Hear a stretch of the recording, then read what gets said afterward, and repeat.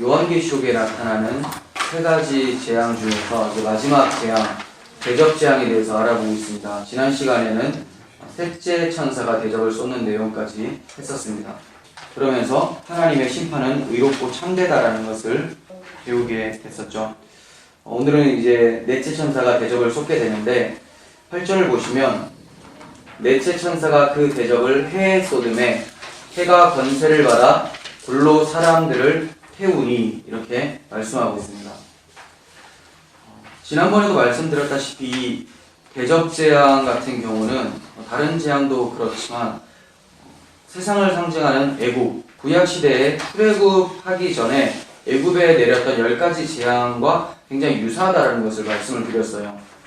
이 넷째 천사가 쏟았던 대접도 애굽의 9번째 재앙인 흑암 재앙과 굉장히 비슷하다는 것을 보게 됩니다.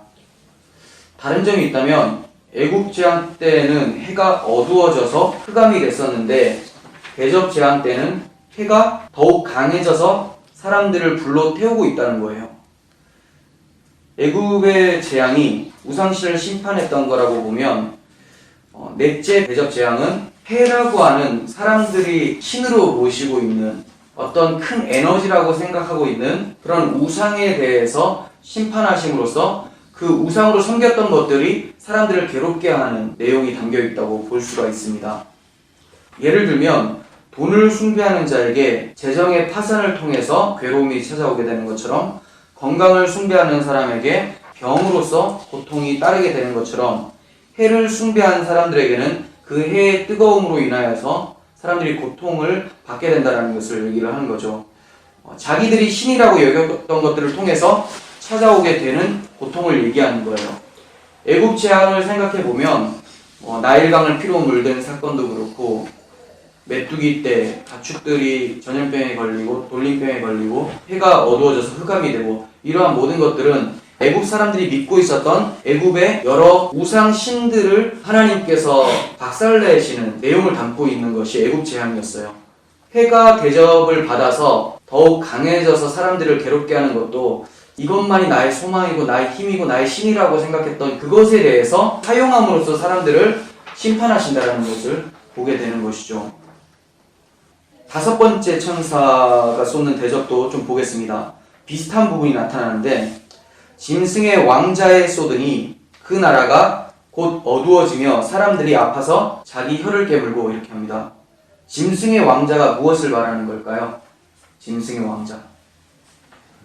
이게 지난번에 했었어요. 13장 2절에 보시면 내가 본 짐승은 표범과 비슷하고 그 발은 곰의 발 같고 그 입은 사자의 입 같은데 용이 자기의 능력과 보좌와 큰 권세를 그에게 주었더라 이럽니다. 여기서 용은 사탄 마귀를 상징하죠. 그리고 짐승은 적그리스도 세력을 상징을 하는 거예요.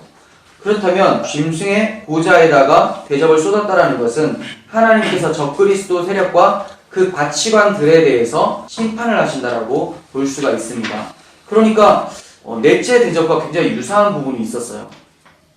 사람들이 따라가고 숭배했었고 의지했었던 것들을 하나님께서 심판하심으로 인해서 그것들이 삭제되는 것을 경험함으로써 사람들이 극심한 고통을 맛보게 된다는 것이죠. 그런데 넷째, 다섯째 재앙이 쏟아질 때 공통된 반응이 나옵니다. 물론 넷째, 다섯째 자체가 두 개가 굉장히 유사하다 보니까 반응이 비슷할 수가 있습니다. 그런데 그 반응이 우리가 생각하는 반응이 아니에요. 보통 그 정도의 고통이 따르고 재앙이 찾아오면 하나님 잘못했어요로 나가야 되는데 이 사람들의 특징은 더 완악해지고 있다는 거예요. 11절과 19절을 보겠습니다. 아픈 것과 종기로 말미암아 하늘의 하나님을 비방하고 그들의 행위를 회개하지 아니하더라. 사람들이 크게 해움에 헤어진지라. 이 재앙들을 행하는 권세를 가지신 하나님의 이름을 비방하며 또 회개치 아니하고 주께 영광을 돌리지 아니하더라. 네. 주님께서도 씨 뿌리는 자 비유를 통해서 마지막 날에 적그리스도 세력이 심판을 받을 때 그들의 반응도 이와 같다고 말씀하셨어요. 마태복음 13장 40절부터 보겠습니다. 그런즉 가라지를 거두어 불에 사르는 것 같이 세상 끝에도 그러하리라. 인자가 그 천사들을 보내리니 그들이 그 나라에서 모든 넘어지게 하는 것과 또 불법을 행하는 자들을 거두어내어 풀무불에 던져 넣으리니 거기서 울며 이를 갈게 되리라. 역시 재앙은 회개할 기회를 가져다 주지를 못합니다. 이 사람들이 어떻게 하고 있다고요? 울며 이를 간다고 하죠. 어떤 사람들은 너무나 고통스럽기 때문에 이를 꽉 깨물고 참고 있다고 설명을 하는데, 저는 분이 나서 회개치 않고 오히려 하나님을 비방하면서 꾹 누르고 참고 있는 모습에서 이를 간다고 보여져요. 그래서 우리가 이렇게 하나님께서 재앙을 내려도 회개가 아니라 오히려 하나님을 비방하고 분을 참지 못하는 모습을 통해서 우리의 사명, 말씀 전파에 대해서 더욱 소중한 것을 보게 됩니다. 계시록에서는 본문을 끝으로 회개라는 말이 등장을 하지 않습니다. 그 말은 이제 더 이상 회개할 기회가 없다는 거예요. 마지막 날에 가서 회개할 기회가 없어질 수 있으니까 빨리 정신 차리고 돌아오라고 우리에게 말씀하고 있는 것입니다. 우리들도 계시록 16장의 때를 맞이할 때가 있을 거예요. 그때 우리가 회개한 자의 편에 있어야 되는데 회개치 않아서 울며 이를 가는 자의 편에 있지 않게 되는지 늘 염려하면서 우리들의 모습을 돌아봤으면 좋겠습니다. 12절 계속 보겠습니다. 또 여섯째 천사가 그 대접을 큰 강 유브라데에 쏟음에 강물이 말라서 동방에서 오는 왕들의 길이 예비되었더라. 여기서 이제 큰 강 유브라데라고 나오는데 거기다가 대접을 쏟는다고 해요. 유브라데 강은 계시록에서 2번 등장을 해요. 여섯째 나팔 재앙 때 등장을 했었고 지금 여섯째 대접 재앙 때 이렇게 2번 언급이 되는 거예요. 근데 큰 강이라고 하잖아요. 유브라데를 큰 강. 그 이유가 뭐냐면 길이가 2781km나 되는 서아시아에서 가장 긴 강이 유브라데 강이에요. 그 메소포타미아 문명도 유브라데 강에서부터 출발이 되잖아요. 그와 같이 굉장히 중요하고 힘있고 긴 강, 의미가 있는 강이죠. 이 큰 강은 하나님이 아브라함에게 약속하신 가나안 땅의 동쪽 경계선을 이루고 있어요. 내가 유브라데 강까지 너에게 약속의 땅을 주겠다 이렇게 말씀하시는 거죠. 그러면 그 강 넘어서는 뭐라는 거예요? 약속의 땅이 아니라는 거예요. 유브라데 강 동쪽은 이스라엘의 적대국 아수르나 바벨론과 같은 강대국이 위치하고 있었어요. 그러니까 역사적 지리적으로 보면 12절에서 등장하는 동방에서 오는 왕들은 아수르나 바벨론이 될 수가 있겠죠. 그런데 이게 특정 국가를 얘기한다고 말할 수가 없는 게 이 두 나라들은 역사상에서 지금 존재하지가 않아요. 그래서 구속사 관점으로 보면 이들 나라가 의미하는 것이 이스라엘 백성, 하나님의 백성을 대적하는 적그리스도를 상징하는 이 세상의 힘 전체라고 볼 수가 있는 거예요. 즉 유브라데 강이란 하나님의 백성 교회의 울타리를 말하는 거죠. 그런데 그것이 말라버리고 있다고 얘기를 하는 거예요. 하나님의 백성 교회의 울타리가 말라버리고 있다. 그러면 어떻게 됩니까? 강이 마르니까 울타리가 무너지니까 적군들이 그대로 들어오겠죠. 유입되어 흘러 들어온다는 거예요. 세상과 구별이 없어지면서 교회가 세속화되는 것을 얘기를 하고 있습니다. 교회사 속에서 언제나 세속의 물결은 계속해서 밀려 들어왔지만 말세에 이를수록 그 물결이 더욱 거세지게 된다는 것을 성경은 말씀합니다. 그래서 주님께서도 인자가 올 때 세상에서 믿음을 보겠느냐 이렇게 말씀하셨죠. 굉장히 심오하고 중요한 말씀이죠. 내가 다시 올 때 세상에서 과연 믿음을 발견할 수 있을까? 그만큼 교회가 유브라데 강이 말라버린 것처럼 동방에서 오는 왕들, 세속이 밀려 들어온다고 얘기를 하고 있어요. 우리가 봐도 교회라고 이름하는 교회들의 모습이 이 유브라데 강이 다 말라버린 것과 같은 것을 보게 되죠. 우리 교회에는 이 유브라데 강의 경계선이 사라지지 않았으면 좋겠습니다. 이렇게 교회 울타리인 큰 강 유브라데를 넘어서 적군들이 쳐들어올 때 공격하는 공격 무기가 있는데 그것을 13절에서 14절이 말씀을 해주고 있어요. 무엇으로 세속화가 시작되느냐 이 얘기죠. 13절 보겠습니다. 또 내가 보매 개구리 같은 새 더러운 영이 용의 입과 짐승의 입과 거짓 선지자의 입에서 나오니 뭐에 중심이 있어요? 입이죠. 입. 입에서는 뭐가 나옵니까? 말이 나가죠. 그 말이 새 더러운 영이래요. 즉 그리스도의 말씀이 더러운 말씀으로 거짓된 복음으로 변질된다는 것을 얘기를 하는 거죠.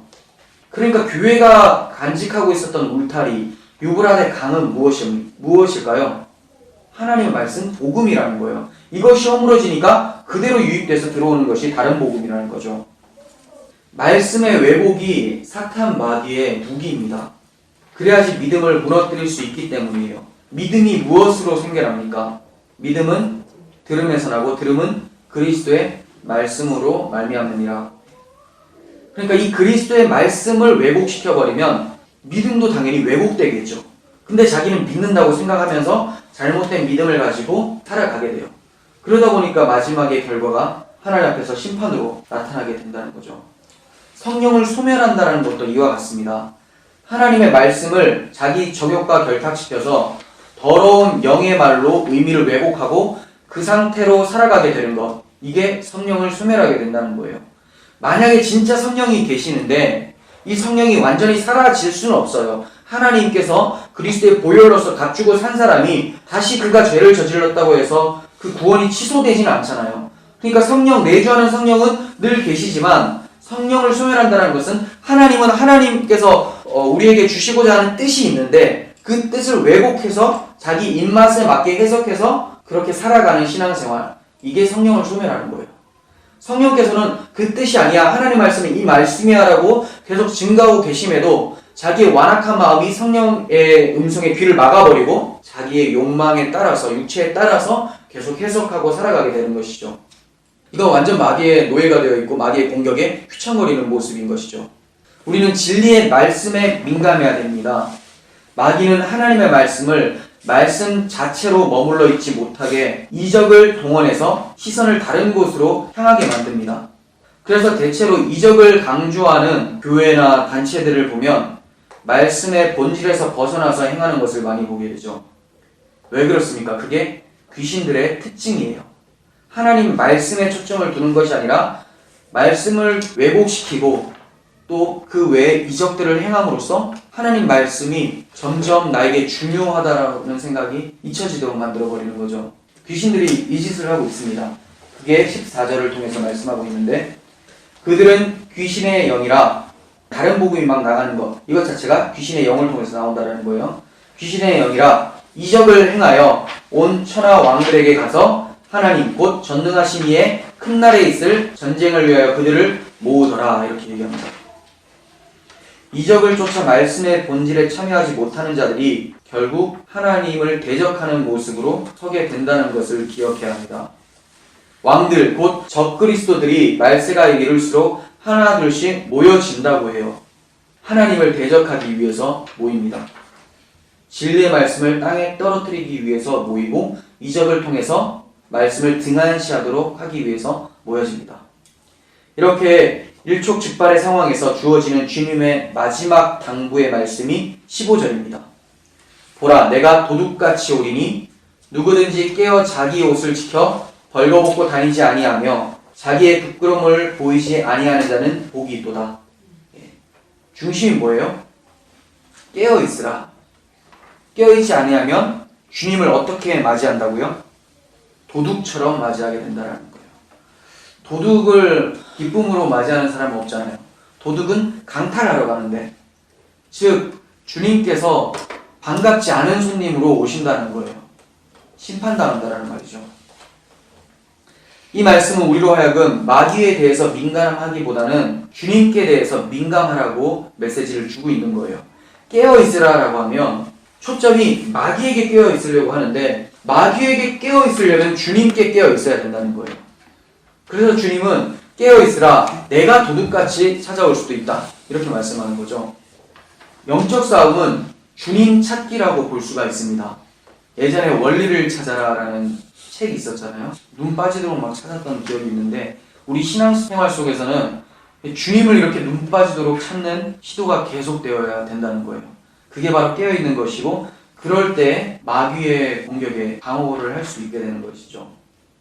그래서 사도 바울은 무장을 하라고 말하면서 하나님의 전신갑주를 입으라, 이렇게 권면을 했었어요. 이렇게 하나님의 전신갑주를 입고 있다면 마귀의 어떠한 공격에도 상처를 받지 않게 됩니다. 전신갑주 중에 흉패도 있었죠. 믿음의 흉패, 그리고 방패도 있고 공격을 해도 막아낼 수 있다는 거예요.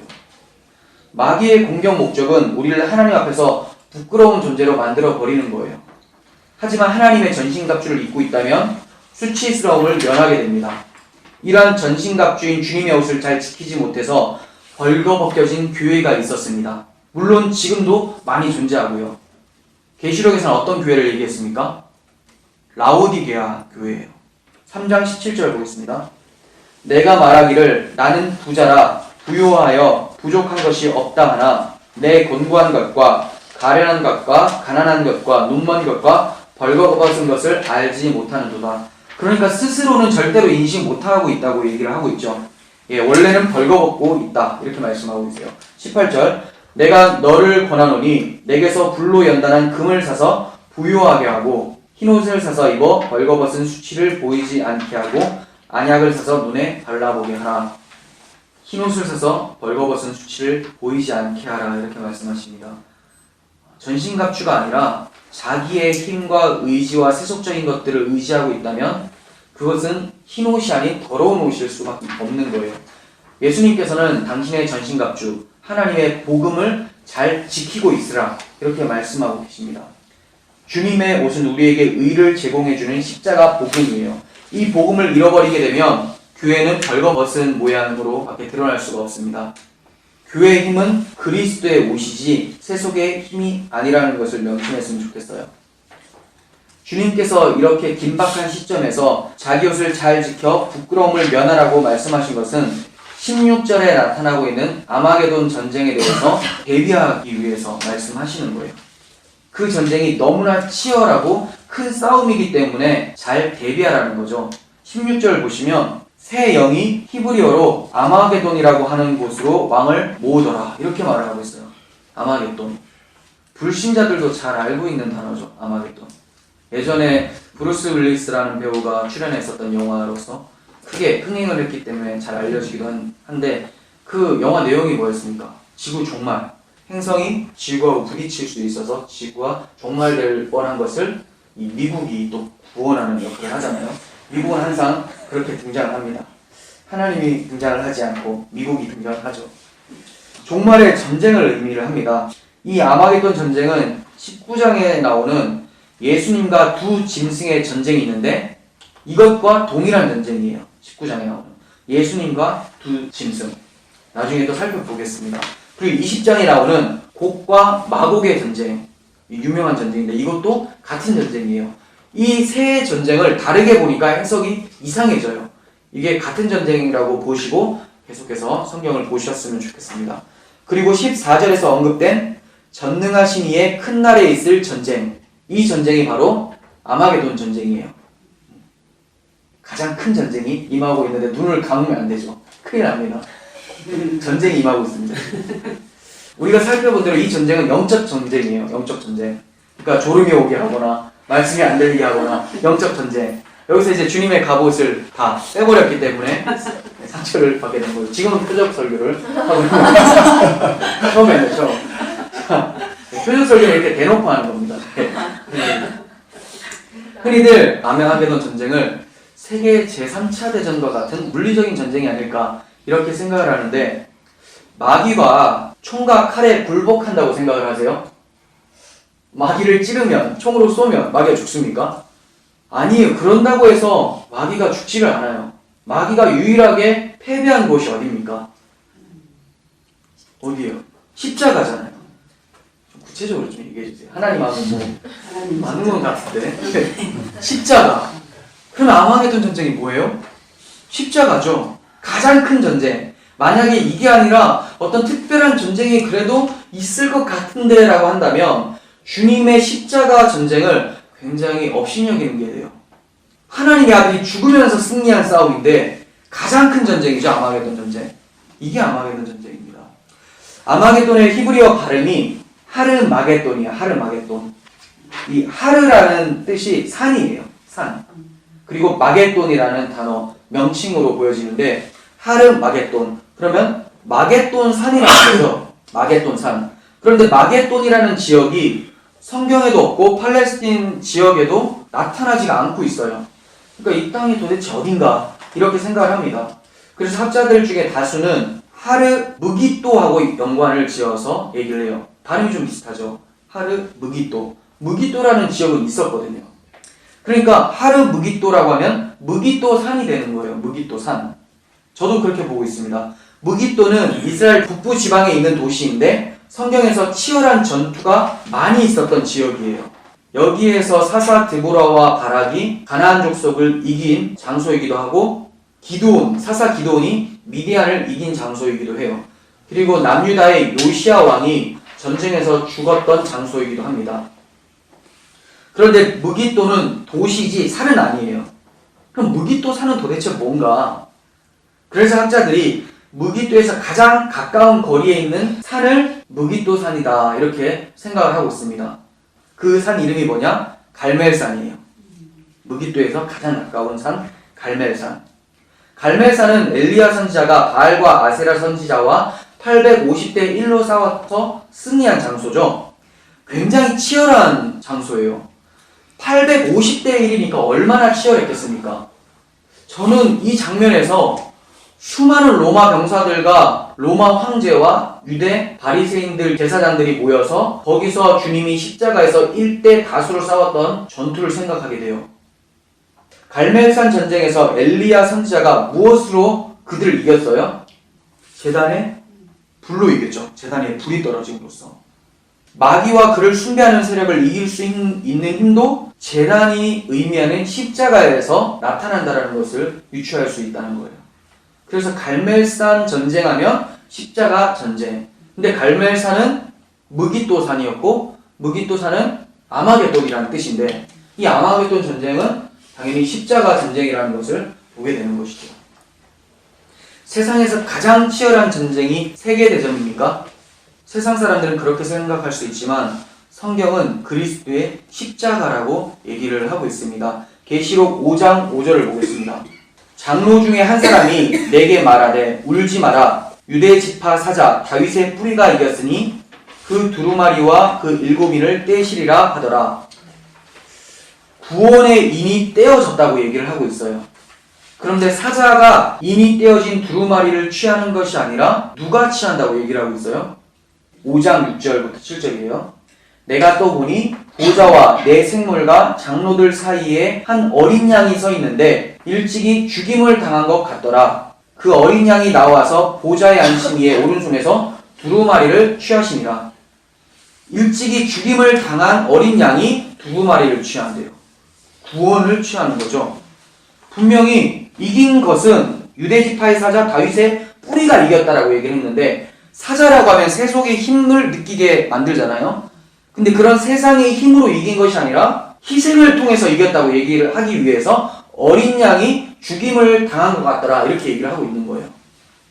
어떻게 우리에게 구원이 이루어집니까? 주님이 십자가를 휘둘려서 사람들을 죽여서 구원이 이루어지는 게 아니라 십자가에서 죽으심으로 이루어진 거잖아요. 이와 같이 아마게돈 전쟁에서의 승리는 십자가에서 죽으심으로 인한 가장 강력한 힘으로 승리하게 된다는 것을 보게 됩니다. 그리스도께서 이기신 최고의 전쟁은 갈보리 십자가였어요. 이때 사탄은 결정적으로 그 머리를 상하게 되는 거죠. 그리고 예수 안에 있는 사람들이 다 다시 살림을 받게 되는 거예요. 성경은 말씀을 합니다. 로마서 8장 31절부터 그런즉 이 일에 대하여 우리가 무슨 말을 하리요? 만일 하나님이 우리를 위하시면 누가 우리를 대적하리요? 자기 아들을 아끼지 아니하시고 우리 모든 사람을 위하여 내주시니가 어찌 그 아들과 함께 모든 것을 우리에게 주시지 않겠느냐? 누가 능히 하나님께서 택하신 자들을 고발하리요? 의롭다 하신 이는 하나님이시니 누가 정죄하리요? 죽으실 뿐만 아니라 다시 살아나신 이는 그리스도 예수시니 그는 하나님 우편에 계신 자요 우리를 위하여 간구하시는 자시니라. 누가 우리를 그리스도의 사랑에서 끊으리요? 환난이나 곤고나 박해나 기근이나 적신이나 위험이나 칼이라. 기록된 바 우리가 종일 주를 위하여 죽임을 당하게 되며 도살당할 양과 같이 여김을 받았나이다 함과 같으니라. 그러나 이 모든 일에 우리를 사랑하시는 이로 말미암아 우리가 넉넉히 이기느니라. 네. 어떻게 이긴다고 얘기를 해요? 그러나 이 모든 일에 우리를 사랑하시는 이로 말미암아. 어떻게 사랑하셨어요? 자기 아들을 십자가에 내어주심으로 사랑하셨어요. 그러니까 우리가 어떠한 박해나 고난이 와도 이길 수 있는 힘은 십자가를 통해서 이긴다라는 거예요. 그렇다면 아마게돈 전쟁이 십자가에서 다 마쳐졌다면 더 이상 아마게돈 전쟁은 없는 것인가? 이런 질문을 하게 되죠. 목사님, 딱 그 전쟁, 십자가 전쟁만 아마게돈 전쟁이에요? 뒤에는 그럼 전쟁이 없습니까? 있습니다. 그걸 어떻게 알 수 있느냐? 주님께서 자기를 설명할 때 이제도 계시고 전에도 계시고 장차 오실 주라고 이렇게 말씀하세요. 이제도 전에도 장차 오실. 그러면 주님이 늘 계셨다라는 거잖아요. 예전에 십자가로 승리하신 주님이 지금도 그 십자가를 우리를 통해서 승리를 하게 만드시는 것이고 앞으로도 그 십자가를 통해서 승리하게 만드신다라는 거예요. 그러니까 그 전쟁은 계속돼요.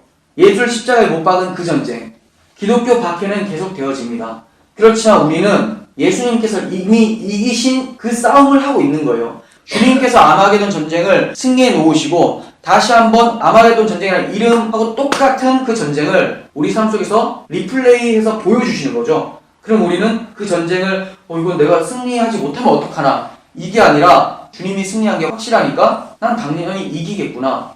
어떻게 이기는 것이지? 삶 속에서 체휼하는 거예요. 그러니까 굉장히 힘들죠. 근데 두려움은 없어요. 어차피 이기니까. 그렇지만 그걸 경험해내는 것이 삶 속에서 너무 치열한 거죠. 승리가 이미 십자가에서 주어졌다는 것을 믿고 우리에게 나타나는 아마게돈 전쟁에서 계속해서 승리했으면 좋겠습니다. 17절 보겠습니다. 일곱째 천사가 그 대접을 공중에 쏟음에 큰 음성이 성전에서 보좌로부터 나서 이르되 되었다 하시니, 이 말씀은 공중의 권세 잡은 자 마귀에게 쏟아지는 재앙이에요. 십자가에서 마귀의 머리가 박살나고 그로 인해 하나님의 구원은 이루어진 거죠. 주님께서 십자가 위에서 다 이루었다라고 말씀하신 것처럼 본문에서는 큰 음성으로 되었다 이렇게 말씀하고 있습니다. 그러니까 이루었다는 그 하나님의 말씀은 크게 세 번으로 나누어지는데, 창세기 2장에서 온 천지 만물을 하나님이 창조하시고 다 이루었다 이렇게 말씀하세요. 그리고 십자가에서 다 이루었다 말씀하시고, 계시록 21장 이제 앞으로 도래할 새하늘과 새 땅에 가서 이루었도다. 나는 알파와 오메가요 처음과 나중이다. 이렇게 주님이 말씀하시고 계세요. 그러니까 앞에 말씀드린 하나님께서 이루었도다 라고 한 이 세 가지 사이에 되었다가 존재한다는 거죠. 더 엄밀하게 말씀드리면 십자가에서 이루었다라고 말씀하셨잖아요. 그리고 새하늘과 새 땅에서 이루어지는데 이 중간 사이에 되었다가 존재한다는 거예요. 오늘 본문에. 그 되었다는 뭐가 됐다는 말일까요? 하나님 나라가 이루어지기 전에 심판이 이미 다 끝났다 이거예요. 그래서 이제 더 이상 회개라는 단어가 등장하지가 않는 거예요. 심판이 종결됐다는 거죠. 하나님의 나라가 완성되기 전에 하나님의 심판이 반드시 임하게 되는데 그로 인해서 세상이 멸망을 당하게 됩니다. 18절부터 좀 보겠습니다. 번개와 음성들과 우레소리가 있고 또 큰 지진이 있어 얼마나 큰지 사람이 땅에 있어 온 이래로 이같이 큰 지진이 없었더라. 큰 성이 세 갈래로 갈라지고 만국의 성들도 무너지니 큰 성 바벨론이 하나님 앞에 기억하신 바 되어 그의 맹렬한 진노의 포도주 잔을 받음에 각 성도 없어지고 산악도 간데 없더라. 또 무게가 한 달란트나 되는 큰 우박이 하늘로부터 사람들에게 내림에 사람들이 그 우박 재앙 때문에 하나님을 비방하니 그 재앙이 심히 큼이더라. 마지막 재앙의 강도를 말씀하고 있는 거예요. 계속해서 말세가 이룰수록 우리에게 영적 전쟁은 크게 다가옵니다. 물리적인 전쟁 말고 영적 전쟁. 어차피 물리적인 전쟁이 찾아와도 목적은 영적 전쟁을 이루기 위해서 물리적인 전쟁을 마귀가 걸어오는 거잖아요. 마귀가 우리 몸 죽이려고 전쟁을 걸어옵니까? 영혼을 죽이려고. 말씀드렸다시피 말씀을 왜곡시키는 것, 즉 믿음을 변질시키기 위해서 찾아오는 거잖아요. 그 강도가 이렇게 강하다는 것을 말씀하고 있어요. 그런데 사람들은 그때도 하나님을 비방하고 있는 것을 보게 돼요. 하나님의 심판이 의롭다고 고백할 수밖에 없습니다. 하나님의 수많이도 회개할 기회를 주심에도 불구하고 사람들은 마음은 더욱더 완악해져요. 마치 애굽의 심판이 떨어질 때 바로의 마음이 점점 강팍해지는 것을 보게 되는 것과 마찬가지입니다. 하나님의 심판 앞에서 어떻게 사람들이 당당하게 설 수 있을까요? 그것은 그리스도께서 이기신 아마게돈 승리, 즉 십자가 승리로 인해서 하나님 앞에 서게 된다는 거예요. 주님의 아마게돈 전쟁이 나의 아마게돈 전쟁으로 느낄 수 있는 자만이 하나님의 마지막 심판대 앞에서 통곡하지 않고 기쁨의 찬송을 드릴 수 있는 자라는 거예요. 주님의 십자가가 나의 십자가가 되지 않은 사람들은 본문의 이 사람들과 같이 하나님을 비방하면서 고통 중에 멸망하게 될 것입니다. 왜냐하면 그들은 십자가로 인해서 그들의 인생 속에서 주님께서 고통당하셨던 그 고통을 한 번도 당해본 적이 없기 때문에 마지막 날에 그 고통을, 주님이 당하신 그 고통을 한 번에 다 쏟아 부음을 받게 된다는 거죠. 그게 바로 대접재앙이에요. 우리는 신앙생활하면서 굉장히 힘들잖아요. 신앙생활하면 굉장히 편해질 줄 알았는데 막 마음에 탄식도 있고 괴로움이 막 찾아옵니다. 왜 그렇습니까?